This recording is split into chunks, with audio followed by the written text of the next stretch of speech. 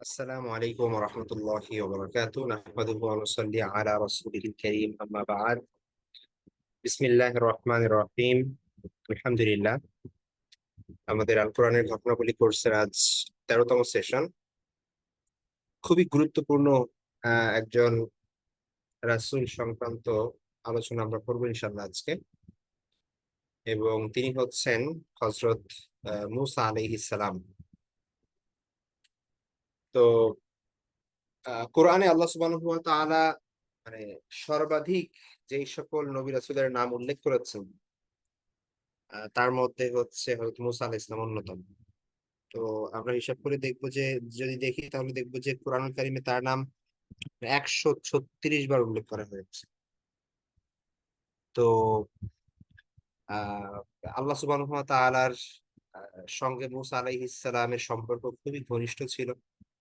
এবং বিভিন্ন কোরআনের বর্ণনা থেকে আমরা বুঝতে পারি যে আহ মানে মূসা আলাইহিস সালামের জীবনী, মানে এটা খুবই একটা interesting ah ups and downs ছিল তার জীবনের মধ্যে, এবং আমাদের জন্য শিক্ষণীয় অনেক বিষয় আছে সেখানে। তো আমরা দুইটা পর্বে মুসা আলাহিস ইসলামের জীবনীটা আলোচনা করব। যেহেতু আহ, ঘটনা আসলে মানে তার লাইফের প্রত্যেকটা পার্ট নিয়ে যদি আলোচনা করা হয় তাহলে এক একটা ক্লাস লাগবে। ঠিক আছে, সত্যি কথা বলতে। তো এই জন্য আমরা খুবই সংক্ষেপে, যতটুকু না হলেও না নয়, সেই বিষয়টুকু শুধু আলোচনা করব। এবং মুসা আলাহিস ইসলামের মানে জীবদ্দশায় আমরা আরো নবী রাসূলদের ব্যাপারে জানি। যেমন অলরেডি শুআয়ব আলাইহিস সালামের ঘটনা আমরা পড়েছি, সেখানে মুসা আলাইহিস সালামের সম্পৃক্ততা ছিল। তেমনি ভাবে আমরা দেখবো যে তার ভাই ছিলেন হারুন আলাইহিস সালাম, তিনিও আল্লাহর একজন নবী। এবং আহ, তারা সমসাময়িক। ঠিক আছে। এবং মুসা আলাইহিস সালামের পরবর্তীতে বনি ইসরাইলেরই আরো একজন নবীর সঙ্গে আহ মানে নবী তার স্থলাভিষিক্ত হয়, হ্যাঁ, ইউশা ইবনে নুন আলাইহিস সালাম। তো তার সাথেও সম্পৃক্ত অনেক ঘটনা আছে যেটা মুসা আলাহিস ইসলামের সাথেও সম্পৃক্ত। তো এই বিষয়গুলো আবার আমরা একটা ঘটনা জানি যে সূরা কাহাফের মধ্যে বর্ণিত হয়েছে, যেটা যে খিজির আলাইহিস ইসলামের ঘটনা। ঠিক আছে, একজন একটা মিস্টিরিয়াস ফিগার। তো এই যে যে প্রত্যেকটা রিলেটেড মানে আলাদা মানুষের সাথে বা আলাদা নবীর সাথে বা স্পেশাল কোনো ব্যক্তির সাথে রিলেটেড যেই ঘটনাগুলো মুসা আলাইহিস ইসলাম, ওগুলোর যদি আমরা দেখি তাহলে দেখা যাচ্ছে যে শুধু ওগুলো আলোচনা করলে একটা ক্লাস চলে যাবে। আমরা খুবই সংক্ষিপ্ত করব। এবং সংক্ষিপ্ত করে আমরা এটাকে দুইটা ভাগ করব। তো একটা হচ্ছে মানে বনু ইসরাইল, ফেরাউন এবং মুসা আলাইহিস সালামের যে মানে আহ, কি বলে, মিশর থেকে বের হওয়ার আগ পর্যন্ত যে স্টোরি, মানে ফেরাউনের মৃত্যু পর্যন্ত, এটাকে আমরা একটা পার্টে ভাগ করব। আর তারপরে সিনাই পর্বতে যাওয়ার পরে সেইখানে, মানে সিনাই উপত্যকায় যাওয়ার পরে সেই জায়গাগুলোতে যেই ঘটনাগুলো ঘটেছে বনু ইসরায়েলের সাথে এবং মুসা আলাইহিস সালাম যতদিন জীবিত ছিলেন, এবং তার পরবর্তীতে হারুন আলাইহিস সালাম এবং ইউসা ইবনে নুন আলাইহিস সালাম, এই এই পুরো বিষয়টা নিয়ে ইনশাআল্লাহ, মানে প্যালেস্টাইনে তাদের পুনরায় আগমনের আগ পর্যন্ত যে ঘটনা, সেই বিষয়গুলো ইনশাআল্লাহ আমরা সেকেন্ড পার্ট আলোচনা করবো, হয়তো নেক্সট ক্লাস ইনশাআল্লাহ। ঠিক আছে। তো প্রথম যে বিষয়টা সেটা যদি আমরা দেখি, যে দেখুন আপনাদের মনে আছে যে এই যে মিশরের কথা আসছে বা ফেরাউনের কথা আসছে, মুসা আলাহিস সালামের কথা আসছে, এটা মিশর কেন্দ্রিক। এটা কেন? মুসা আলাইহিস সালাম যে গোত্রে বিলং করতেন সেটা হচ্ছে বনু ইসরায়েল, আমরা অলরেডি জানি। আর বনু ইসরায়েল কাকে বলে? ইসরায়েলের সন্তানদেরকে বলা হয় বনু ইসরায়েল। এটা বারবার যাচ্ছে আমাদের, এতদিনে মুখস্থ হয়ে যাওয়ার কথা, যে ইসরায়েল হচ্ছে আপনার ইয়াকুব আলাইহিস সালামের আরেকটা নাম। তো ইয়াকুব আলাইহিস সালামের যে 12 জন সন্তান ছিল, ইউসুফ আলাইহিস সালাম, বেনিয়ামিন সহ আরো 10 জন তাদের যে ভাই ছিল, এই 10 জন হতে যেই বংশ চলে আসছে তাদের সন্তানদের থেকে, তাদের যে ডিসেন্ডেন্টস আছে, এদেরকেই মূলত বনু ইসরায়েল বলা হয়। ঠিক আছে, অর্থাৎ বনি ইসরায়েল বলা হয়।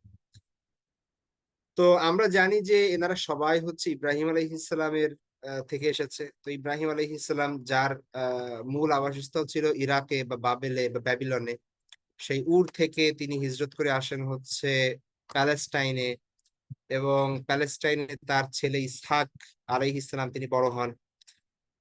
এবং তারপরে তার স্থলাভিষিক্ত হন তার সন্তান ইয়াকুব আলাইহিস সালাম।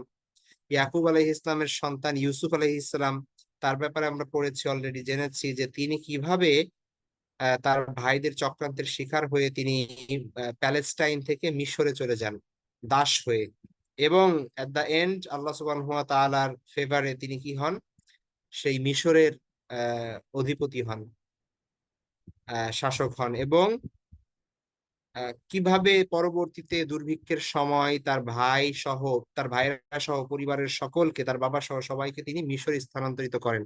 তাহলে এই যে হচ্ছে কিভাবে বনু ইসরায়েল মিশরে গেল, এটা হচ্ছে তার মানে সূচনা।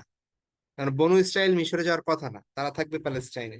কিন্তু ইউসুফ আলাইহিস সালাম যেহেতু তিনি মিশরের প্রধান, তো তিনি তার বাবা সহ পরিবার ভাই বর্গ সবাইকে নিয়ে মিশরে আসতে বললেন, এবং মিশরে যখন আনা হলো, ইউসুফ আলাহ ইসলামের মৃত্যুর পর তারপরে তার এই ফ্যামিলি বর্গরা তারা এখানেই বসবাস করতে লাগলো। এবং কয়েক শত বছর পরে আমরা দেখব যে মিশরের এখনকার সিচুয়েশন কি। ঠিক আছে, আমরা এই সময়টাতে আছি, অর্থাৎ ইউসুফ আলাইহিস সালামের তিরোধানের ধরেন আরো 200-300 বছর পরের ঘটনার মধ্যে আছি আমরা। তো ততদিনে ইউসুফ আলাহ ইসলামের হাতে যে ক্ষমতা ছিল সেটা তার হাতে নাই। মানে যেহেতু তিনি মৃত্যুবরণ করার পরে মূল যে ইসের শাসনকর্তারা ছিল এই বনু ইসরায়েল যারা, এরা তো বাইরে থেকে এসেছে, কিন্তু মিশরের যারা আদি মানে বাসিন্দা ছিল, মূল বসবাসকারী যারা ছিল, এই সম্প্রদায়কে বলা হতো কিবতি। ঠিক আছে, এবং সেই সময়ের আহ মানে কি বলে, মিশরের শাসক যে ছিল তাকে বলা হতো ফিরাউন বা ফারাও। ঠিক আছে, ফিরাউন কোনো ব্যক্তির নাম না, এটা ভালো করে মনে রাখতে হবে। আমরা অনেকে মনে করি যে ফেরাউন বোধহয় একজন ব্যক্তির নাম। ফেরাউন কোনো ব্যক্তির নাম না, ফেরাউন হচ্ছে একটা লকব, একটা উপাধি। মিশরের যেই রাজা হবে সেই হচ্ছে ফেরাউন বা ফারাও, তাকে এই উপাধি দেওয়া হতো। ঠিক আছে, যেমনি ভাবে আপনার সিজার রোমান সাম্রাজ্যের, অথবা হচ্ছে ধরেন আমরা আরবিতে বলি কাইসার এবং কিসরা, পারস্যের যে সম্রাট হতো তাকে বলা হতো কিসরা। ঠিক আছে, আর রোমান সাম্রাজ্যে বা বাইজেন্টাইন সাম্রাজ্যের প্রধানকে বলা হতো কাইসার, এটা আরবিতে বলা হতো আর কি। তারপরে হচ্ছে আপনারা জানেন যে ওই যে আবিসিনিয়ায় যখন মুসলমানরা হিজরত করে সেখানে প্রধান ছিল নাজ্জাশী। তো নাজ্জাশী এটা কোনো ব্যক্তির নাম না, ওইটা তার উপাধি। যেমন ধরেন আমাদের রাষ্ট্রপ্রধান যে হবে, এখনকার মানে পার্লামেন্টারি যদি সংসদ হয়, মানে সংসদীয় গণতন্ত্র হইলে মানে এমপিদের মাধ্যমে নির্বাচিত হয় যদি প্রধানমন্ত্রী, তাহলে এটা এটা এটা হচ্ছে প্রধানমন্ত্রী, রাষ্ট্রের মানে এক্সিকিউটিভ প্রধান। আবার আমেরিকার দিকে যদি আমরা তাকাই, তাহলে সেখানে যে সিস্টেম, সেটার এক্সিকিউটিভ প্রধান হচ্ছে প্রেসিডেন্ট, তাই না? তো প্রেসিডেন্ট তো কোনো ব্যক্তির নাম না, প্রেসিডেন্ট হচ্ছে একটা পদের নাম। যিনি এখানে আসবেন তিনি হচ্ছেন প্রেসিডেন্ট। তো এরকম আর কি, ফারাও বা ফেরাউন এটা কোনো ব্যক্তির নাম না, মিশরের রাজা যিনি তিনি হচ্ছেন ফারাও বা ফেরাউন। ঠিক আছে, তো আমরা মুসা আলাইহিস ইসলামের সময়ে যদি যাই, তাহলে সেই সময় দেখব যে তার জন্মের পূর্বের সময়টা, সেই সময়টা বনু ইসরায়েলের জন্য মিশর খুব ভালো অবস্থান নাই। মানে এটা মানে আধুনিক এই জিনিসটার কারণ কি ছিল সেটা পরে দেখবো আমরা। বিভিন্ন ভাবে এই জিনিসগুলো বিশ্লেষণ করা যেতে পারে, সেটা আলাদা ব্যাপার। বাকি সেখানের যে মূল বাসিন্দা কিবতি, তাদের হাতে সেই সময় রাষ্ট্র ক্ষমতা। এবং বনু ইসরাইল যারা হচ্ছে ওই ইউসুফ আলাহ ইসলামের সময় বাইরে থেকে এসেছিলেন এবং পরবর্তীতে বংশ বিস্তার করে তারা এখন অনেক বেশ একটা বড় আহ সম্প্রদায়ের অধিবাসী। তো তাদের কোনো মূল্য নেই, বরং তাদেরকে দাস হিসেবে এই কিপ্তিরা যারা ক্ষমতায় ছিল সেই সময় তারা ব্যবহার করত, নানান ধরনের অত্যাচার অবিচার করত, মানবেতর জীবনযাপন করতো সেই সময়ের বনু ইসরায়েলরা। তো ফেরাউন সে একদা স্বপ্নে দেখলো, এবং একটা স্বপ্নে দেখার পরে সে হচ্ছে আপনার তার যে জ্যোতিষী এবং স্বপ্নের ব্যাখ্যাকার তাদের মাধ্যমে সে জানতে পারলো যে অচিরেই বনু ইসরায়েলের মধ্যে এমন একটা সন্তান জন্ম নিবে, এমন একটা পুত্র সন্তানের জন্ম হবে যার হাতে এই ফেরাউনের, এই কিপ্তিদের রাজত্বের পতন হবে। তো এই সংবাদ শোনার পর ফেরাউন নির্দেশ দিল যে এখন থেকে বনু ইসরায়েলের কোনো পুত্র সন্তান জন্মগ্রহণ করতে পারবে না। যদি কোনো পুত্র সন্তান জন্ম হয় সাথে সাথে তাকে হত্যা করা হবে। আমরা কোরআনে দেখি যে আল্লাহ সুবহানাহু ওয়া তাআলা এই ব্যাপারে সুস্পষ্ট বর্ণনা করেছেন। সূরা বাকারা যদি আপনি দেখেন বিস্তারিত বনু ইসরাইলের ঘটনার মধ্যে সেখানে আল্লাহ সুবহানাহু ওয়া তাআলাকে স্মরণ করিয়ে দিচ্ছেন যে একটা সময় এমন অবস্থা ছিল যে তোমাদের কি করা হতো, পুত্র সন্তানদেরকে হত্যা করা হতো, মেয়ে কন্যা সন্তানদেরকে রেহাই দেওয়া হতো। এমন নির্যাতন এবং অত্যাচারের মধ্যে দিয়ে তোমরা গিয়েছো এবং আল্লাহ সেখান থেকে তোমাদেরকে কি করেছেন, উদ্ধার করেছেন। তো আল্লাহ বনু ইসরাইলদেরকে বারবার, অর্থাৎ মদিনার ইহুদিদেরকে সেই সময় বারবার বারবার স্মরণ করিয়ে দিচ্ছিলেন এই বিষয়গুলো। তো এবং শুধু এটাই না, বরং নানান ভাবে জুলুম, নির্যাতন, অত্যাচার, শারীরিক পরিশ্রম, হ্যাঁ, এই বিষয়গুলো তাদের উপর চাপিয়ে দেওয়া হচ্ছিল। তারা আহ কিপ্তিদের দাসত্বের মধ্যে ছিল, এমন একটা অবস্থায় ছিল বনু ইসরাইলরা। ঠিক আছে, আমরা যদি এখানে এই যে এটা একটা ম্যাপ দেওয়া আছে, এটা আগেও দিয়েছি, এটা হচ্ছে কিভাবে এই আপনার হেব্রন বা হচ্ছে সেই সময়ের আপনার এই যে কানান থেকে বা প্যালেস্টাইন থেকে কোন সময় ইউসুফ আলাইহিস সালামের সময়ে কিভাবে আপনার এই মিশরে কিভাবে হিজরত করে ইয়াকুব আলাইহিস ইসলাম তার পরিবার সহ, এটা একটা চিত্র দেওয়া আছে। এবং তারপরের ঘটনাগুলো আমরা আলোচনা করছি। সেই সময় না, ইউসুফ আলাইহিস ইসলাম যখন ছিলেন সেই সময়ে তো তিনি রাষ্ট্রের প্রধান এবং তার সম্মানিত সব থেকে বেশি, সুতরাং তার ফ্যামিলি এবং পরবর্তী বংশধর বোঝা যায় যে তারা ভালোই অবস্থানে থাকবেন। কিন্তু একটা সময় পরে গিয়ে, একটা সার্টেন সময় পরে গিয়ে তাদের আর সেই অবস্থা তারা ধরে রাখতে পারেনি, বরং আল্লাহ তাদের উপর দুর্দশা এবং জিল্লতি চাপিয়ে দিয়েছিলেন। এটা হয়তোবা তাদের ঈমান আমলের কমতির কারণে অথবা নিজেদের আহ খারাপ আমলের কারণে বা কপটতার কারণে, বিভিন্ন কারণে হইতে পারে, সেটা সেটা আলাদা ব্যাপার। ঠিক আছে, তো মুসা আলাইহিস সালাম যে সময়টাতে আসেন সেই সময়টাতে এই সিচুয়েশন চলছে যে কোনো পুত্র সন্তানই জন্মগ্রহণ করতে পারবে না। ঠিক আছে, ফেরাউনের নির্দেশে সব বনী ইসরায়েলের সকল পুত্র সন্তানদেরকে হত্যা করা হচ্ছিল। ঠিক এমন সময় মুসা আলাইহিস সালাম জন্মগ্রহণ করেন এবং তার মা মানে মানে এত ভয় পান যে কি করবেন তিনি তার যদি পুত্র সন্তান হয়। এবং যখন জন্ম হয় বাচ্চার, তখন যখন তিনি দেখলেন যে তার একটা পুত্র সন্তান হয়েছে, নিজের সন্তানের জন্য তার মানে আহ, কলিজা ছিঁড়ে যাচ্ছিল, এমন একটা অবস্থা আল্লাহ সুবহানাহু ওয়া তাআলা তাকে তার অন্তরে এক ধরনের ইলহাম, একটা বার্তা পাঠান, ওহী পাঠান তার অন্তরে।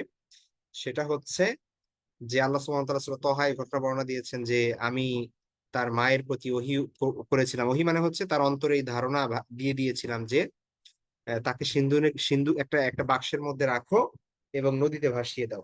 ঠিক আছে, এবং আহ তারপর যেটা হলো, আহ আমরা জানি যে মূসা আলাইহিস সালামকে তার মা তার জন্মের পরেই একটা বাক্সতে করে নদীতে ছেড়ে দিলেন, একটা ঝুড়িতে করে। নদী মানে হচ্ছে নীল নদে।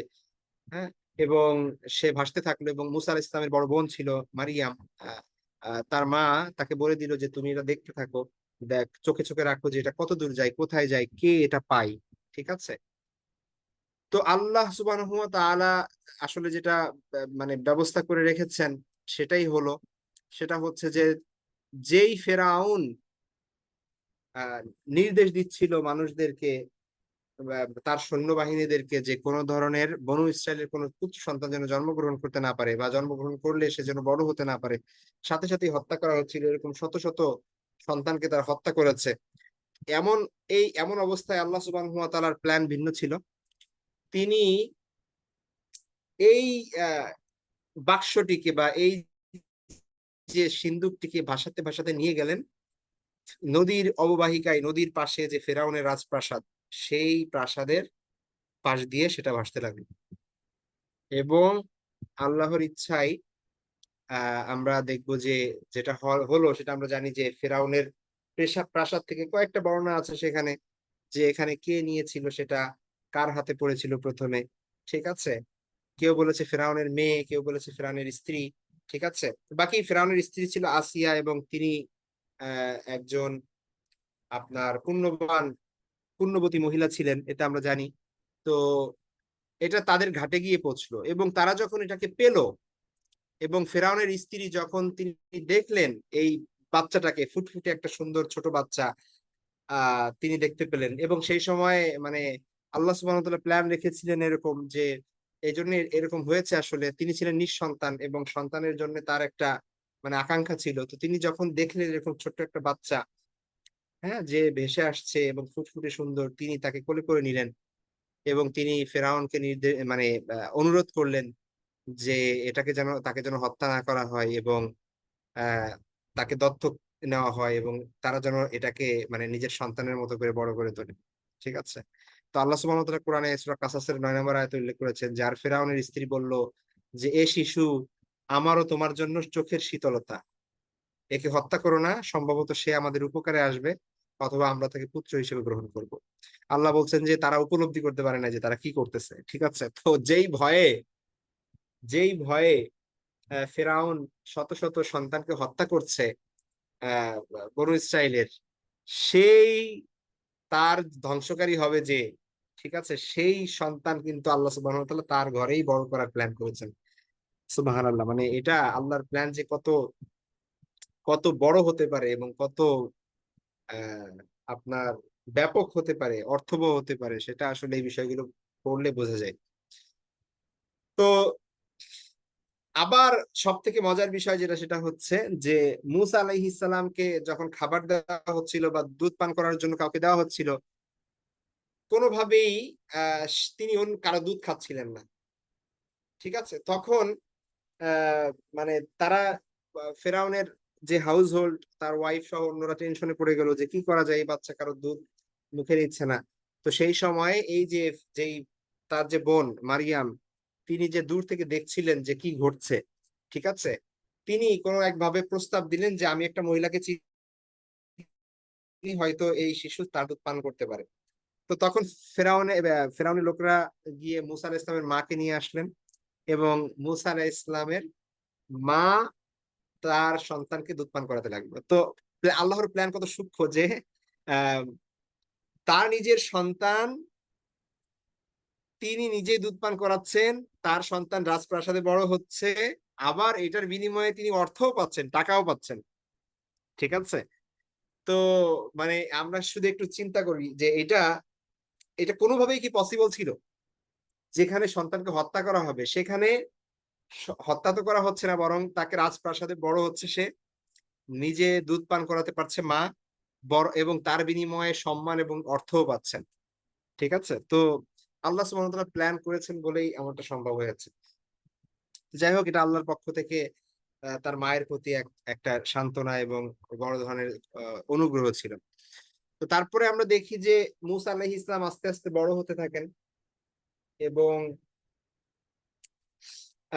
যখন তিনি যৌবনে উপনীত হন, মানে ফেরাউন সহ সবাই বুঝতো যে এ হচ্ছে বনু ইসরাইলের, ঠিক আছে, এ তো আমাদের সন্তান না। কিন্তু যেহেতু তাকে গ্রহণ করে নিয়েছেন এবং এই কারণে তারা এটাকে অত অত বড় বিপদ মনে করলো না। ঠিক আছে? তো তারপরেও আহ ভেতরে সে তো জানে যে এরকম কেউ একজন আসবে যে হয়তোবা তার সাম্রাজ্য ধ্বংস করে দিবে, তার রাজত্ব শেষ করে দিবে। হ্যাঁ, সবকিছু মাটির সাথে মিশিয়ে দিবে। তো এই ভয়টা তো তার অন্তরে ছিল। তো যৌবনের একটা ঘটনা যেটা আল্লাহ সুবহানাহু ওয়া তাআলা সূরা কাসাসের মধ্যে উল্লেখ করেছেন যে মূসা আলাইহিস সালাম যখন পূর্ণ যৌবনে উপনীত হলো, আল্লাহ সুবহানাহু ওয়া তাআলা তাকে হিকমত দিলেন, জ্ঞান দান করলেন, হ্যাঁ, তাকে অনুগ্রহ দান করলেন এবং আহ তিনি শহরের একটা জায়গায় দেখলেন যে দুইজন লোক ঝগড়া করছে। তো সেই সময় একজন হচ্ছে এই যে বনু ইসরায়েলের, আর একজন হচ্ছে কিপ্তির। হ্যাঁ, কোরআনে এসেছে যে একজন হচ্ছে তার দলের আর একজন হচ্ছে শত্রুপক্ষ মানে হচ্ছে ওই যে ফেরাউনের দলের। তো মূসা আলাইহিস সালাম যখন দেখলেন যে দুই লোক ঝগড়া করছে এবং এই যে বনু ইসরায়েলের যে লোক, সে তো স্বাভাবিকভাবে অসহায়, কারণ হচ্ছে ক্ষমতা হচ্ছে কিপ্তিদের হাতে, ফেরাউনের লোকদের হাতে। সুতরাং তারা যে কাউকে যেখানে পেত জুলুম করত। আবার মূসা আলাইহিস সালাম এক তো তিনি রাজপ্রাসাদে বড় হচ্ছেন এবং সবাই তাকে ওই ইসের সাথে দেখায়, ঠিক আছে, এবং ভয় পায়, এবং তিনিও তার মেজাজ এবং আচার আচরণ প্রকৃতির দিক থেকে ছিলেন মানে একটু মানে গরম স্বভাবের আর কি। হ্যাঁ, তো আহ যখন তিনি সেখানে গেলেন এবং দেখলেন যে কিপ্তি যে সে হচ্ছে সেই ব্যক্তিটি বনু ইসরায়েলের উপর, এই লোকটির উপর হয়তো জুলুম করছে অথবা বেশি অন্যায় করছে, তো তিনি তাকে একটা আঘাত করলেন, হ্যাঁ, একটা থাপ্পড় দিলেন বা একটা ঘুষি মারলেন, ঠিক আছে? তো ঘুষিটা এমন ভাবে লাগলো যে ওই লোকটা মারা গেল। তখন মুসা ইসলাম বললেন যে, হাই হাই, এটা কি হয়ে গেল? তিনি বললেন যে, এটা তো শয়তানের কাজ, নিশ্চয়ই সে মানে আমাকে প্ররোচিত করেছে এমন কাজটা করার জন্য, হ্যাঁ, আমি তো কাউকে মারতে চাই নাই। তো যাই হোক, এই ঘটনা ছড়িয়ে পড়লো সব জায়গায়। মুসা আলাহিসাল্লাম সেখান থেকে চলে গেলেন। ওই বনু ইসরাইলের যে লোক, সেও চলে গেল। মানে একটা অজানা হত্যা কাণ্ড ঘটে গেল শহরে। তো এবং সে ছিল ফেরাউনের বংশের এবং ফেরাউনের মানে রাষ্ট্রীয় কর্মকর্তা হয়তো বা কোনো। তো যার কারণে পুরা শহরে এবং ওই ওই স্থানে হই হুল্লোড় মেচে গেল যে কার এমন সাহস, হ্যাঁ, কে কি এমনটা করেছে। ফেরাউন পর্যন্ত এই খবর চলে গেল এবং নির্দেশ দেওয়া হলো যে যে করেই হোক এটার তদন্ত করতে এবং এটার খুঁজে বের করতে। তো যাই হোক, মুসা আলাইহিস সালাম তো চলে এসেছেন। তার ব্যাপারে তো আর কেউ জানে না, শুধুমাত্র ওই লোকটা জানে যে যার সাথে ঝগড়া হচ্ছিল এই কিপ্তির। হ্যাঁ। তো পরে অন্য একটা সময় যখন মুসা আলাইহিস সালাম আবার দেখলেন যে এই যে লোক বনু ইসরায়েলের যে হচ্ছে ঝগড়া করছিল আগের দিন কিপ্তির সাথে, এবং তার ফলশ্রুতিতে মুসা আলাইহিস সালাম এর আঘাতের ফলে ওই লোকটা হত্যার শিকার হয়েছিল বা মারা গিয়েছিল। তো তিনি আবার দেখলেন যে এই লোকটা, এই বনু ইসরায়েল লোকটা আবার আরেকজনের সাথে ঝগড়া করছে। তো তখন মুসা আলাইহিস ইসলাম এবার তার উপর মেজাজ খারাপ করলেন। তিনি মানে বললেন যে, কি সমস্যা কি তোমার, তুমি প্রতিদিন একজনের সাথে ঝগড়া করো কেন, এটা দোষ তো তোমার তাইলে। তিনি যখন এর দিকে আগে আসলেন তখন ওই লোক ভাবলো যে আগের দিন একজনকে ঘুষি মারে মুসা মানে একজনকে হত্যা করছে, আজকে না আমার মেরে ফেলে। তো সে সে জোরে বলে ফেললো যে তুমি আগের দিন একজনকে মারছো, আজকে আমারে মারবা, ঠিক আছে, এরকম বলে ফেললো। তো তখন সবাই আশেপাশে যারা ছিল বা ওই যে যার সাথে ঝগড়া হচ্ছিল সে শুনে ফেললো। তখন সে বুঝতে পারলো যে আগের হত্যাকাণ্ডটা কে ঘটিয়েছে। তো তখন এই ঘটনা রাজপ্রাসাদে চলে গেল, সেনাবাহিনীর কাছে চলে গেল, এবং মুসা আলাইহিস সালাম তখন মানে এমন একটা সিচুয়েশনে পড়লেন যে কি করবে না বুঝতে পারলেন না। তাকে একজন পরামর্শ দিলেন যে তুমি এখান থেকে চলে যাও, তুমি যদি থাকো তাহলে নিশ্চিত তোমার তোমাকে ইয়া করতে হবে, মৃত্যুর মুখে পড়তে হবে। কারণ ফেরাউনও জানতো যে আহ, যাকে আমি পালতেছি এও হয়তো আমার সর্বনাশ করতে পারে, কিন্তু তার ওয়াইফের দিকে তাকিয়ে তিনি এতদিন কোনো কিছুই বলেন নাই। তিনি অজুহাত খুঁজছিলেন যে যে করেই হোক একেও হয়তো বা শেষ করে দিব, ঠিক আছে। তো এই অজুহাত যদি ফেরাউন পায়, আর সে তো শিওরলি বুঝতে পারবে যে তাহলে এই হয়তো বা আমার ভবিষ্যতে সমস্যা সৃষ্টি করবে, তাহলে তো অবশ্যই তার ফাঁসি দিবে বা হচ্ছে তার মৃত্যুদণ্ড কার্যকর করবে। তো সেই সময় মুসা আলাইহিস সালাম আহ তিনি চলে গেলেন সেখান থেকে, মিশর ছেড়ে চলে গেলেন। তো মিশর থেকে আহ আমরা যতদূর জানি যে মুসা আলাইহিস সালাম এর আগে মিশর থেকে বের হন নাই, ঠিক আছে। তো এখানে আমরা একটা ম্যাপ দেওয়া আছে যে কোথা মিশর মুসা আলাইহিস সালাম কোথা থেকে কোথায় গিয়েছিলেন। তো এই স্থান থেকে মূলত তিনি গিয়েছিলেন হচ্ছে মাদায়ানে। মাদিয়ানের ব্যাপারে আমরা অলরেডি পড়েছি যে সোহাইব আলাইহিস সালামের যেই আপনার স্থান, হ্যাঁ, এবং সোহাইব আলাইহিস সালামের বৃদ্ধকাল চলছে সেই সময়। তো তিনি মুসা আলাইহিস সালাম মিশর থেকে বের হয়ে, এটা পুরাটাই মরুভূমি, মরুভূমি পাড়ি দিয়ে, হ্যাঁ, যত দূর যাওয়া যায়, কারণ ফেরাউনের লোক তো তাকে খুঁজছে। তো তিনি যেতে থাকলেন, এবং যখন এই উদ্দেশ্যহীন ভাবে মরুভূমি পার হয়ে চলতে লাগলেন, ক্ষুধার্ত, পিপাসার্ত, ক্লান্ত, হ্যাঁ, শুধু আল্লাহর উপর ভরসা করে তিনি আগাচ্ছেন। এবং আহ দূরে দেখতে পেলেন, কোথায় আসছেন তো তিনি জানেন না। তো তিনি গিয়ে একটা দেখতে পেলেন যে এক জায়গায় একটা কূপ এবং তার পাশে একটা গাছ। তিনি সে গাছের নিচে বসে পড়লেন ক্লান্তিতে, এবং তিনি আল্লাহর কাছে দোয়া করতে লাগলেন যে রব্বি ইন্নী লিমা আনসালতা ইলাইয়া মিন খাইরিন ফাকির। হ্যাঁ, তো এই দোয়াটা করতে লাগলেন, এবং তিনি দূরে দাঁড়িয়ে দেখতে লাগলেন যে, দূরে বসে দেখতে লাগলেন যে সেখানে মানুষজন তাদের গবাদি পশু যে ক্যাটল, হ্যাঁ, বকরি, ভেড়া, ছাগল, এগুলোকে কি করছে, পানি পান করাচ্ছে। আর দূরে তিনি দেখতে পেলেন যে তার পাশে একটু দূরে দাঁড়িয়ে আছে দুইটা মেয়ে, হ্যাঁ, তাদের পশু পাখি মানে পশু এবং প্রাণীগুলোকে নিয়ে তারা কূপের কাছে যাচ্ছিলেন। তো তিনি কৌতূহলী হলেন এবং তিনি ধারণা করলেন যে এরা হয়তো বা অসহায় অথবা কোনো সমস্যায় পড়েছে। তো তিনি গিয়ে জিজ্ঞেস করলেন যে কি ব্যাপার, তোমরা এখানে এভাবে দাঁড়িয়ে আছো কেন, তোমরা তোমাদের পশুদের পানি পান করাচ্ছ না কেন? তো তখন তারা বললেন যে আমরা অপেক্ষা করছি, আমাদের যখন এই পুরুষ যারা আছে এরা যখন পানি পান করানো শেষ করবে তখন আমরা যাব। তো এরা তো অলরেডি লেট হয়ে যাচ্ছে। হ্যাঁ, সন্ধ্যা হয়ে যাবে হয়তো বা।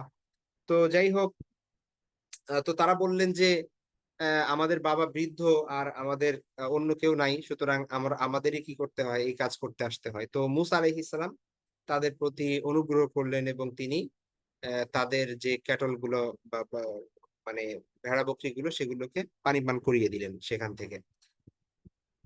তো পরবর্তীতে তরুণীরা, সেই দুইজন তরুণী তারা চলে গেল এবং আহ, স- তারা তাদের বাবার কাছে গিয়ে বলল যে এরকম ঘটনা ঘটেছে, একটা লোক, সে হচ্ছে এরকম ওইখানে বসে আছে, মনে হচ্ছিল মুসাফির বা ক্লান্ত অথবা কোনো মুখাপেক্ষী ব্যক্তি।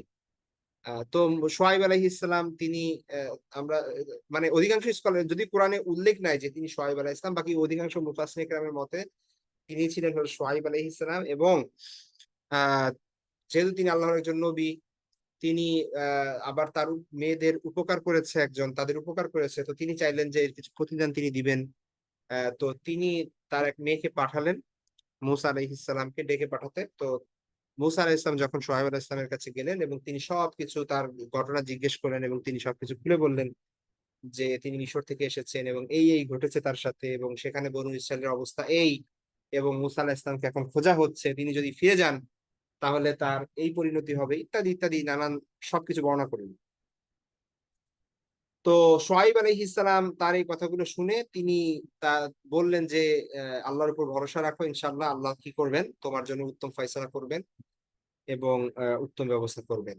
তো মুসা আলাইহিস সালামকে তিনি তার এক কন্যার সাথে বিবাহ দেওয়ার প্রস্তাব দেন এবং তিনি শর্ত দেন যে তিনি যদি সোহাইব আলাইহিস সালামের কাছে থাকেন এবং 8 বছর তার কাজ করেন, ঠিক আছে, তাহলে তিনি তার মেয়েকে বিবাহ দিবেন, আর যদি তিনি পছন্দ করেন তাহলে 10 বছরও থাকতে পারেন। তো মুসা আলাইহিস সালাম এই প্রস্তাবে রাজি হন এবং দীর্ঘ 10 বছর তিনি সোহাইব আলাইহিস সালামের সংস্পর্শে কাটান। তার আহ তার যে মানে তার সন্তানের মতোই কি করেন, তার কাজ কারবার, এই যে তার যে যে যত ধরনের আপনার গৃহস্থলী বিষয়গুলো আছে, এই বিষয়গুলো তিনি দেখাশোনা করেন। এবং অবশেষে তার মেয়ের সাথে মুসা আলাইহিস সালামের বিবাহ হয় এবং তিনি 10 বছর পূর্ণ করেন। এবং তারপর তিনি চান যে যখন এই সময়সীমাটা শেষ হয়, তখন তিনি চান যে তার মাতৃভূমিতে আবার ফেরত যেতে, তিনি আবার চান যে মিশরে আবার চলে যেতে। তো মুসা আলাইহিস সালাম যখন মাদিয়ান থেকে দীর্ঘ 10 বছর পর তার ফ্যামিলি নিয়ে তিনি মিশরের দিকে ফিরছিলেন, আমরা তাফসীরের কিতাবগুলোতে দেখি যে সেই সময় স্পষ্টভাবে লেখা আছে, সেখানে বর্ণনা দেওয়া আছে পুরো বিষয়টার। তো তার ওয়াইফ ছিলেন সেই সময় সন্তান সম্ভবা এবং আহ মানে এমন একটা সিচুয়েশনে ছিলেন যে, আপনারা যদি একটু ম্যাপটা দেখেন, আপনার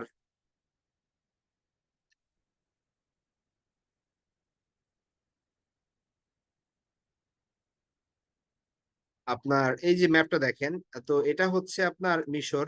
হ্যাঁ, এটা হচ্ছে মিশর। আর এটা হচ্ছে এই যে মাদিয়ান, লাল দাগ দেওয়া আছে অলরেডি। আর প্যালেস্টাইন এটা, বা ইসরায়েল বর্তমানে যেখানে শাম, এটা হচ্ছে এই পাশ। এই যে যে পুরো জায়গাটা দেখছেন, এটা হচ্ছে সিনাই উপত্যকা, সিনাই পেনিনসুলা। হ্যাঁ, সিনাই পেনিনসুলা, সিনাই উপদ্বীপ। তো এই সিনাই, এইখানেই হচ্ছে সিনাই পর্বত আছে, ঠিক আছে, সিনাই পর্বত আছে। এই জায়গাকেই বলা হয় হচ্ছে আপনার তিহ ময়দান, ঠিক আছে, তিহ প্রান্ত। আমরা সামনে দেখব যখন মুসা আলাইহিস সালাম ফেরাউনের হাত থেকে নিস্তার পাবেন, তো তারা এই জায়গায় আসবেন এবং এইখানে দীর্ঘ 40 বছর বনু ইসরাইল এই মরুভূমির মতো জায়গায়, এই জায়গায় তারা ঘুরতে থাকে এবং আল্লাহ সুবহানাহু ওয়া তাআলা এই জায়গা থেকে, এই জায়গায় তাদেরকে রাখেন একটা শাস্তি স্বরূপ। তো সেটা আমরা পরে পড়বো ইনশাআল্লাহ।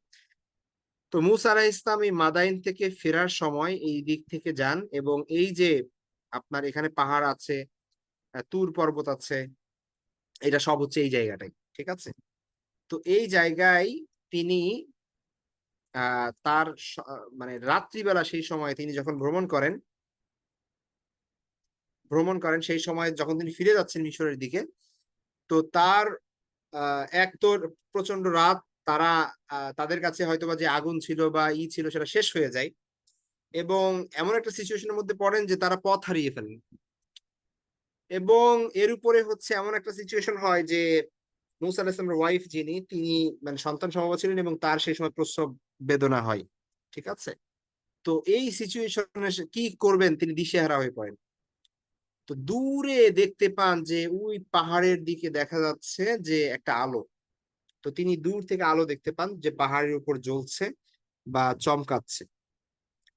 তো তিনি তার পরিবারকে বলেন যে তোমরা এখানে অবস্থান করো, আমি গিয়ে দেখি যে একটু আগুন আনতে পারি কিনা, অথবা সেখানে গিয়ে আমি হয়তো বা কোনো পথের সন্ধান পাবো আহ আমাদের কোনো মানে অবস্থানের জন্য, বা লিস্ট রাত্রি যাপনের জন্য, অথবা ইত্যাদি। তো তিনি কোনো ইসের আশায় সেখানে যান, সেখানের উদ্দেশ্যে যান।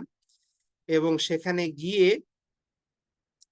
তিনি যতই আগুনের কাছে যান ওই আগুন একটু একটু পিছাতে থাকে, এরকম করা আছে। তো তিনি যখন যান, তো তখন সেখান থেকে আওয়াজ আসে।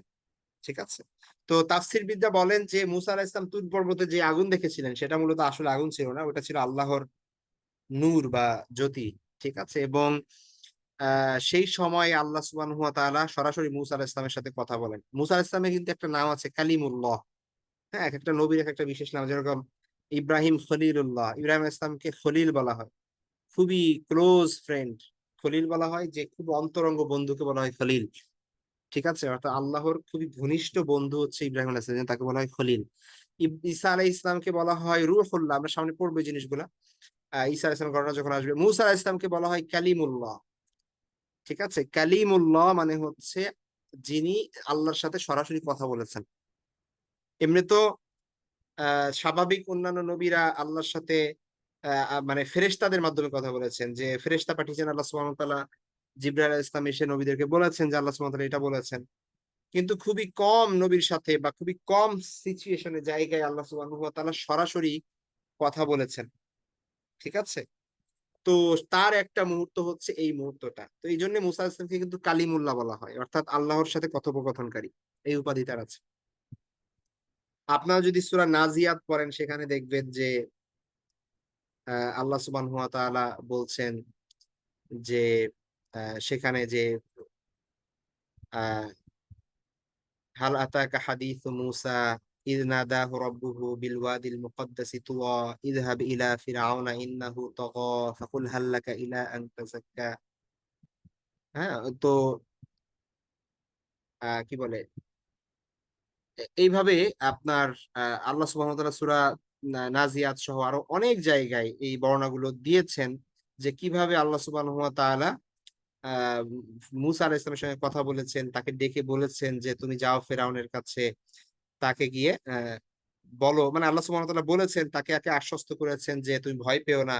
হ্যাঁ, তিনি আল্লাহ বলেছেন যে আহ, আমি তোমার রব। হ্যাঁ, তারপরে হচ্ছে মুসা আলাইহিস সালামকে তারপরে আল্লাহ সুবহানাহু ওয়া তাআলা সম্বোধন করে এটা হচ্ছে অফিসিয়ালি তাকে নবুয়ত দেওয়া আর কি। ঠিক আছে, তো নবুয়তের যে দায়িত্ব, রিসালাতের যে দায়িত্ব, যে আরেকজনকে দাওয়াত দেওয়ার জন্য আল্লাহ সুবহানাহু ওয়া তাআলা তাকে যে নির্বাচিত করেছেন, এটা তো আগেই নির্বাচিত করেছেন, বাকি এই এই সময়টাতেই তিনি অফিসিয়ালি আল্লাহ সুবহানাহু ওয়া তাআলা তাকে দায়িত্ব দিচ্ছেন, টাস্ক দিচ্ছেন, যে তুমি যাও ফেরাউনের কাছে গিয়ে তাকে বলো। হ্যাঁ, তাকে তুমি তোমার ইগুলো। তো তখন মুসা আলাইহিস সালাম স্বাভাবিকভাবেই তিনি বললেন যে সে এরকম উদ্যত ইত্যাদি ইত্যাদি, সে কিভাবে কি করবে, আমাকে আহ মেনে নিবে বা আমার কথা বিশ্বাস করবে। তো তখন আল্লাহ সুবহানাহু ওয়া তাআলা তাকে কিছু মুজিজা দিলেন তাকে, এবং ফেরাউনকে, এবং বললেন যে তুমি গিয়ে ফেরাউনকে এগুলো দেখাও। ঠিক আছে, তো কি ছিল মুসা আলাইহিস সালামের মুজিজা, এই ব্যাপারেও আছে যে মুসা আলাইহিস সালামকে আল্লাহ সুবহানাহু ওয়া তাআলা আব্দুল্লাহ ইবনে আব্বাস রাদিয়াল্লাহু আনহু বর্ণনা আছে যে 9টা সম্ভবত মুজিজা মুসা আলাইহিস সালামকে দেওয়া হয়েছিল। তার মধ্যে একটা হচ্ছে তার হাতের লাঠি, তারপরে আরেকটা ছিল হচ্ছে তার হাত, তার হাত যদি তিনি মানে বগলের নিচে রাখতেন তাহলে এটা জ্যোতির্ময় হয়ে যেত, এটা সার্চ লাইটের মতো হয়ে যেত, চমকাতে থাকতো। ঠিক আছে, তারপর হচ্ছে আহ এই দুইটা হচ্ছে মানে একদম আপনার, এই দুইটা হচ্ছে আপনার একদম পার্মানেন্ট। বাকি আরো মুজিজা যেগুলো সাময়িক, যেমন ফেরাউনের ওই যে ফেরাউন যখন তিনি ওই যে পার হন তখন কি হয় আপনার সমুদ্র দুই ভাগ হয়ে যায়, ফেরাউন পিছে ডুবে যায়। হ্যাঁ, তারপর হচ্ছে আহ আরো কিছু বিষয় আছে এরকম যে দুর্ভিক্ষ কবলিত হয় মুসা আলাইহিসসালাম এর সময়ে। তারপরে হচ্ছে তুফান হয়, পঙ্গপাল হয়, বিভিন্ন আহ, তারপরে ব্যাং, রক্ত ইত্যাদি আমরা সামনে পড়বো। এই ধরনের আযাব যেগুলো মুসা আলাইহিসসালাম আহ এর দাওয়াত অস্বীকার করার কারণে ফেরাউনের সেই সাম্রাজ্যে সেগুলো ছড়িয়ে পড়ে, এগুলো তার মুজিজার অন্তর্ভুক্ত। তো মেইনলি তার মুজিজা ছিল মূলত হচ্ছে দুইটা, প্রধান দুইটা। একটা হচ্ছে তার ব্যবহৃত লাঠি, এটা তিনি যদি মাটিতে ছেড়ে দিতেন তাহলে আল্লাহর ইচ্ছা এটা বিশাল বড় অজগরের আকার ধারণ করত, বড় সাপ হয়ে যেত। হ্যাঁ, আর হচ্ছে তার হাত, যেটা বগলের নিচে রাখলে এটা লাইটের মতো আলো দিত। তো এই দুইটা ছিল হচ্ছে তার মেইন। তো আল্লাহ সুবহানাহু ওয়া তাআলা তাকে বললেন যে তুমি যাও, তাকে এই এই নিদর্শন দেখাও এবং তাকে আল্লাহর পথে দাওয়াত দাও। এইদিকে কিন্তু ফেরাউন নিজেকে খোদা দাবি করেছে এবং আহ নিজেই সব থেকে বড়, মানে সবাইকে তার উপাসনা করতে বলেছে। তার উপরে আর কোনো খোদা নাই, তার উপরে আর কোনো গড নাই, কোনো প্রভু নাই, এই এই শিকার সে মানে এই দাবি সে করছে ওদিকে। ঠিক আছে, তো অবশেষে মুসা আলাইহিস সালাম যখন মিশরে পৌঁছলেন এবং মিশরে গেলেন, আমরা দেখবো যে তিনি আল্লাহ সুবহানাহু ওয়া তাআলাকে, আচ্ছা মুসা আলাইহিস সালাম তার এক সমস্যা ছিল, সেটা হচ্ছে তার মুখে জড়তা ছিল, তিনি কথা বলতে গেলে একটু বেঁধে বেঁধে কথা বলতেন। হ্যাঁ, এই সমস্যাটা তার ছিল। তো এই জন্য তিনি তার ভাই হারুন আলাইহিস সালাম, যিনি নবী ছিলেন না কিন্তু তিনি খুব মানে এলোকুয়েন্ট ছিলেন, তিনি খুব সুন্দর করে কথা বলতে পারতেন, গুছিয়ে কথা বলতে পারতেন। তো আল্লাহ সুবহানাহু ওয়া তাআলার কাছে মূসা আলাইহিস সালাম দোয়া করলেন যে তার ভাই হারুন যিনি আছেন তাকেও যেন এই দায়িত্বের অন্তর্ভুক্ত করে দেওয়া হয় তার সাহায্যকারী হিসেবে, যাতে করে তিনি তাকে ব্যবহার করতে পারেন ফিরআউনের কাছে দাওয়াত দেওয়ার জন্য। ঠিক আছে, এবং আহ আল্লাহ সুবহানাহু ওয়া তাআলা মুসা আলাইহিস সালামের দোয়া কবুল করলেন এবং তিনি তার ভাইকেও নবী হিসেবে স্বীকৃতি দিলেন এবং তাকেও দায়িত্ব অর্পণ করলেন। তো মুফাসসিরিনে কেরাম বলেন এবং ইসলামিক স্কলাররা বলেন যে পৃথিবীতে মানে যত ভাই আছে যে অন্য ভাইয়ের উপর অনুগ্রহ করেছে, সব থেকে বড় অনুগ্রহ মুসা আলাইহিস সালাম তার ভাইয়ের উপর করেছে। ঠিক আছে, আপনি হয়তো আপনার ভাইকে কোটি কোটি টাকা দিয়ে দিতে পারবেন অথবা অনেক কিছু দিয়ে দিতে পারবেন, কিন্তু মুসা আলাইহিস সালাম তার ভাইকে নবুয়ত চেয়ে দিয়েছেন। মানে বড় এর থেকে বড় সম্মানের এবং দামি জিনিস আর কিছুই হতে পারে না। কোনো ভাই আর অন্য কোনো ভাইয়ের জন্য মানে এত দামি কোনো কিছু দিতে পারবে না। পৃথিবী আপনি দিয়ে দেন, আপনি সমস্ত পৃথিবীর মালিক হয়ে আপনার ভাইকে সেই সাম্রাজ্য দিয়ে দেন যে তোমাকে দিয়ে দিলাম, তারপরেও নবুয়ত পাওয়ার মতো গুরুত্বপূর্ণ সেটা হবে না বা সম্মানজনক সেটা হবে না, ফলপ্রসূ সেটা হবে না। তো যার কারণে বলা হয় যে মানে মূসা আলাইহিস সালাম হচ্ছেন পৃথিবীর সকল ভাইয়ের শ্রেষ্ঠ ভাই, যিনি তার ভাইয়ের উপর দয়া করেছেন, ইহসান করেছেন। ঠিক আছে, এবং তার দোয়ার বরকতেই আল্লাহ সুবহানাহু ওয়া তাআলা হারুন আলাইহিস সালামকে নবুয়ত দিয়েছেন। তো আল্লাহ সুবহানাহু ওয়া তাআলা অতঃপর সূরা তাহার মধ্যে আমরা দেখি যে তিনি নির্দেশ দেন যে যাও তুমি এবং তোমার ভাই আমার নিদর্শনাবলী সহ, হ্যাঁ, এবং যাতে করে সে কি না করে, তার রবকে ভুলে না যায় এবং সে যেন মেনে নেয়। তো ফেরাউনের কাছে যাও, তার সাথে সেখানেও আল্লাহ সুবহানাহু ওয়া তাআলা তাদেরকে বলেছেন যে তোমরা নম্রভাবে কথা বলো, যাতে করে সে উপদেশ গ্রহণ করে অথবা আল্লাহকে ভয় করে। কারণ আপনি অনেক সময় সত্য কথা বলেন, কিন্তু সত্য কথা এমন ভাবে বলেন যে মানুষ সেটা গ্রহণ করে না, আপনার আচরণের কারণে বা হচ্ছে আপনার কথার ইসের কারণে, ঠিক আছে, তোপের কারণে অথবা অ্যাটিটিউডের কারণে। তো এই জন্য কথা বলতে হবে, দাওয়াতের ভাষা হতে হবে নরম, ভদ্র এবং বুঝিয়ে সুঝিয়ে। মানে আপনি বলবেন যে আমি তো সত্য কথা বলতেছি, এই জন্য যেভাবে খুশি সেভাবে বলবেন, এটা হবে না। ঠিক আছে, তো এখানে দেখেন আল্লাহ সুবহানাহু ওয়া তাআলা বলছেন যে ফেরাউনের সাথে কথা বলতে হলেও তার সাথে যেন নম্র ভাবে কথা বলে, যাতে করে সে উপদেশ গ্রহণ করে। কারণ যদি সেখানে গিয়ে মানে এমন ভাবে কথা বলে যে ফেরাউন এটা লাইক করবে না বা পছন্দ করবে না শুরুতেই, তাহলে তো তার পুরো মিশনটাই মাটি হয়ে গেল, তাই না? তো যাই হোক, মুসা আলাইহিস সালাম তার ভাই সহ তিনি ফেরাউনের রাজদরবারে গেলেন এবং সেখানে গিয়ে তিনি তাদেরকে দাওয়াত দিলেন এক আল্লাহর। ঠিক আছে? তো ফেরাউনের রাজ দরবারের সবাই সেখানে ছিল উপস্থিত। তো তারা বলল, তো আহ, ফেরাউনকে যখন মুসা আলাইহিস সালাম বললেন যে আমি আমার রবের পক্ষ থেকে প্রেরিত হয়েছি, হ্যাঁ, যিনি আমার রব এবং তোমার রব। ঠিক আছে? তো তখন ফেরাউন জিজ্ঞেস করলো, রব কি? আবার রব তো আমিই তো রব। ঠিক আছে? তো তখন মুসা আলাইহিস সালাম বললেন যে না, তোমারও যিনি রব, যিনি তোমাকে সৃষ্টি করেছেন, ঠিক আছে, তিনি আমাকে পাঠিয়েছেন যে তাকে ছাড়া আর কারো ইবাদত করা যাবে না এবং তার হুকুম মেনে নিতে হবে, ইত্যাদি ইত্যাদি। তো আহ যাই হোক, যেটা আমরা সবাই জানি, ফেরাউন রাগান্বিত হলো এবং মুসা আলাইহিস সালামকে আহ মানে এটাকে প্রত্যাখ্যান করলো এবং অস্বীকার করলো। তারা বললো যে তুমি মিথ্যা বলছো। তখন মুসা আলাইহিস সালাম আহ আল্লাহ সুবহানাহু ওয়া তাআলা যে মুজিজা তাকে দিয়েছেন সেই মুজিজা গুলো দেখালেন এবং বললেন যে আমার রব আমাকে এই ক্ষমতাগুলো দিয়েছেন প্রমাণ স্বরূপ, নিদর্শন স্বরূপ, যাতে করে মানুষ বুঝতে পারে যে এটা সত্যি তার পক্ষ থেকে। তখন যখন ফেরাউন এই নিদর্শনগুলো দেখলো তখন সে বলল যে ওয়াও, অনেক ভালো জাদু জানো তো তুমি। ঠিক আছে? তো তখন মুসা আলাইহিস সালাম আহ মুসা আলাইহিস সালাম তারপর সেখান থেকে চলে আসলেন এবং আহ ফেরাউন তখন তাকে বলল যাওয়ার আগে যে ঠিক আছে, তুমি তো জাদু জানো, তুমি তো জাদু দেখাচ্ছ, ঠিক আছে, তুমি যদি আমার আহ যে জাদুকর আছে তাদেরকে যদি পরাজিত করতে পারো তাহলে যাও, তুমি যা বলছো সেটা মেনে নিবে।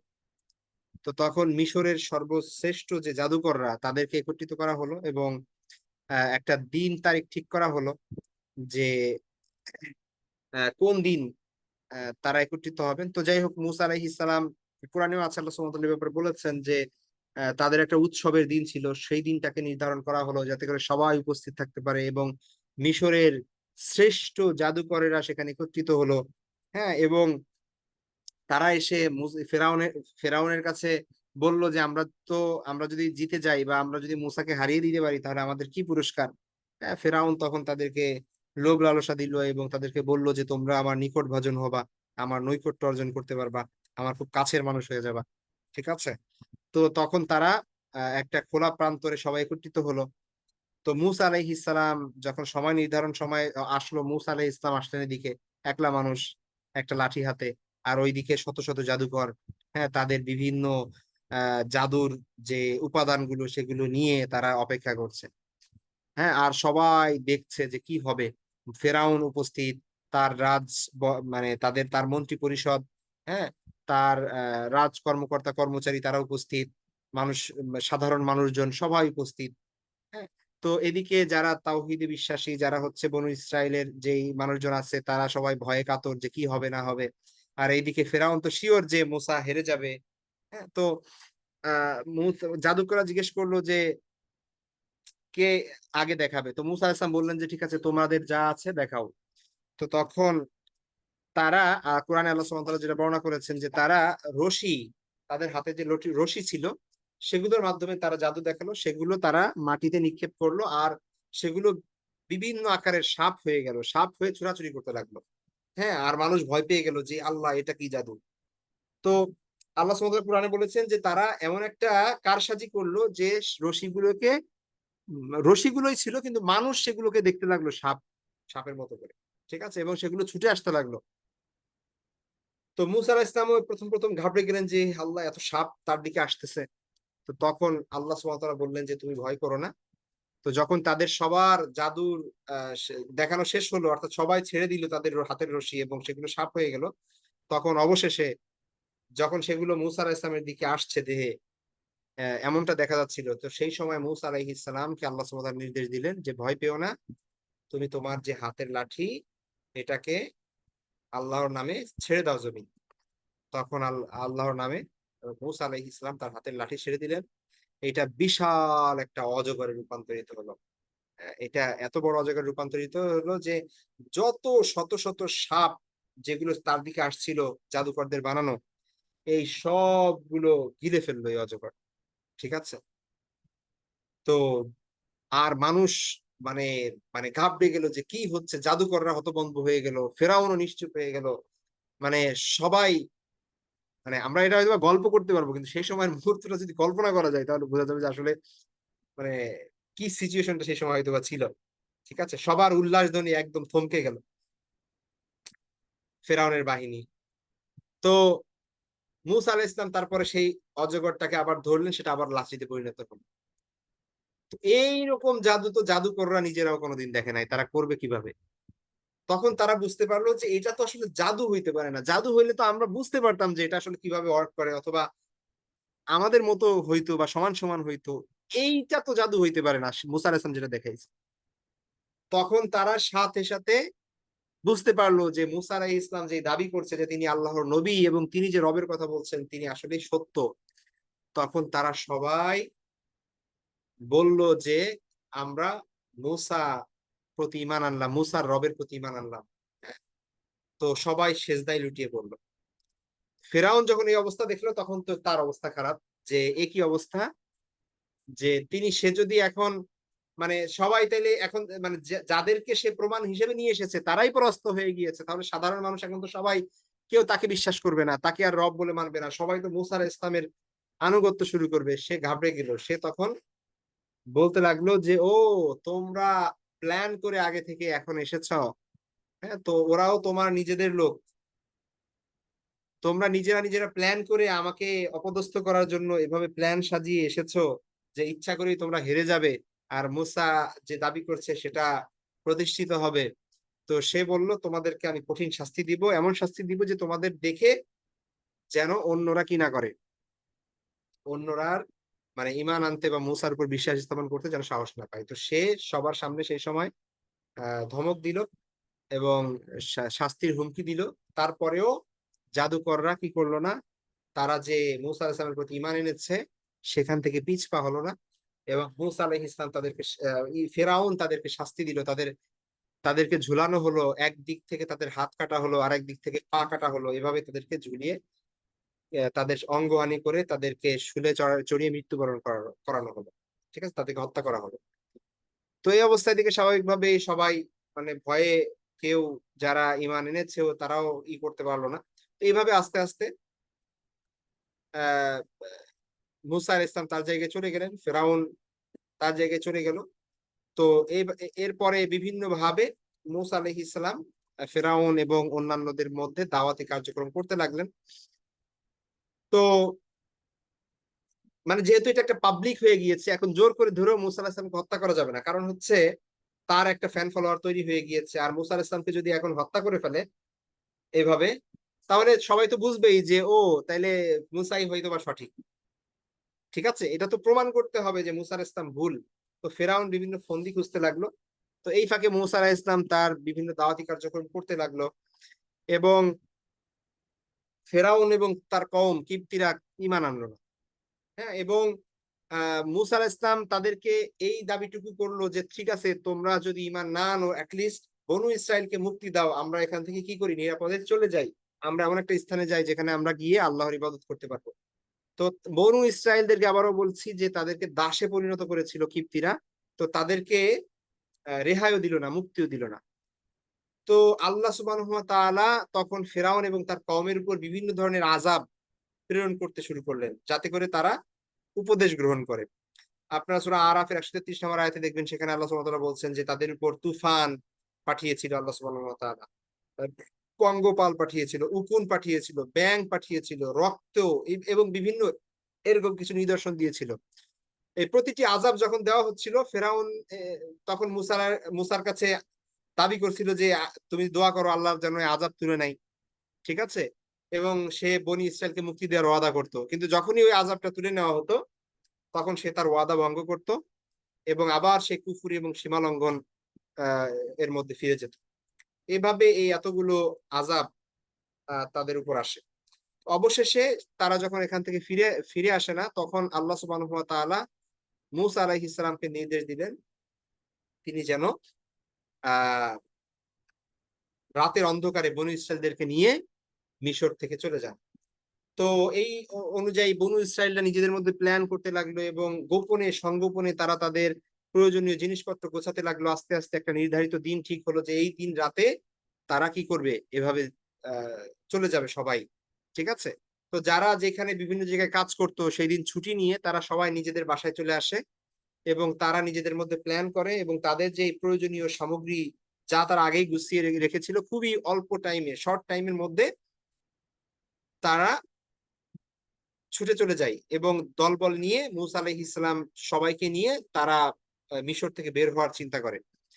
এবং সেই সময়ে যতক্ষণে খবর পায় কিপ্তিরা এবং ফেরাউনের লোকেরা যে বনু ইসরাইল তো পলায়ন করছে, কারণ এত বিশাল মানুষ নিয়ে আপনি আসলে কোথায় পলায়ন করবেন, কারো না কারো চোখে তো মানে ধরা পড়বেই।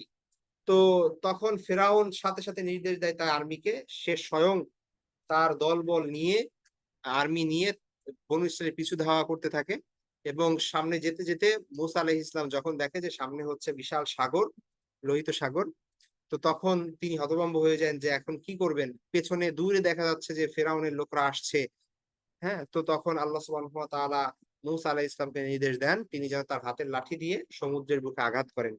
তো যখনই তিনি আঘাত করলেন সাথে সাথে পানি দুই ভাগ হয়ে গেল এবং মাঝখানে ১২টা রাস্তা হয়ে গেল এবং বনু ইসরায়েলের যে ১২টা সম্প্রদায়, হ্যাঁ, তারা এই ১২টা রাস্তা দিয়ে পার হতে লাগলো। হ্যাঁ, তারা যখন মধ্যখানে সেই সময় ফেরাউন সমুদ্রের পাড়ে এসে দেখলো যে পানি দুই দুই ভাগ হয়ে আছে। ঠিক আছে? তো সে তার লোকদেরকে বলতে লাগলো, দেখছো আমার কত পাওয়ার, আমি আসবো দেখে পানি দুই ভাগ হয়ে গেছে। দেখছো তোমরা তো বিশ্বাস করো না মানে তোমরা মানে আমি যে সত্যিকারের রব এর প্রমাণ পেয়েছো। তো তারা এটা বলতে লাগলো। তো তখন যতক্ষণে মুসা আলাইহিস সালাম তার বনু ইসরায়েলদের নিয়ে আহ শেষের দিকে একদম, তো তখন সেই মুহূর্তে আহ ফেরাউনরা এই মধ্যখানে অবস্থা এবং বনু ইসরায়েলরা যখন পার হয়ে গেল পুরোপুরি, তখন আল্লাহ সুবহানাহু ওয়া তাআলা নির্দেশ দিলেন এই পানি আবার একত্রিত হয়ে যাওয়ার জন্য। তো যেই সময়ের মানে ওই রাস্তার মধ্যে মূলত দুই সাগরের মধ্যখানে সেই সময় ফেরাউন সহ তার সকল আর্মি দলবল সেখানে। তো আল্লাহ সুবহানাহু ওয়া তাআলা সেই মুহূর্তে নির্দেশ দিলেন তার এই পানিগুলো একত্রিত হয়ে যাওয়ার জন্য এবং পানি যখন একত্রিত হয়ে গেল, তো তখন তাদের সেখানে কি হয়ে গেল, মানে সলিল সমাধি হয়ে গেল, তারা সেখানে ডুবে মারা গেল।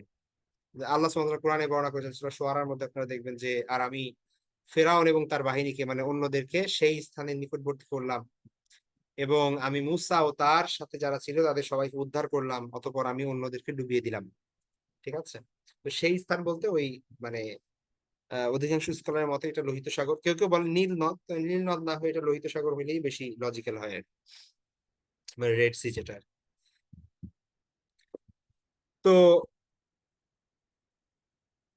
এটাই হচ্ছে ফেরাউনের সেই ঘটনা।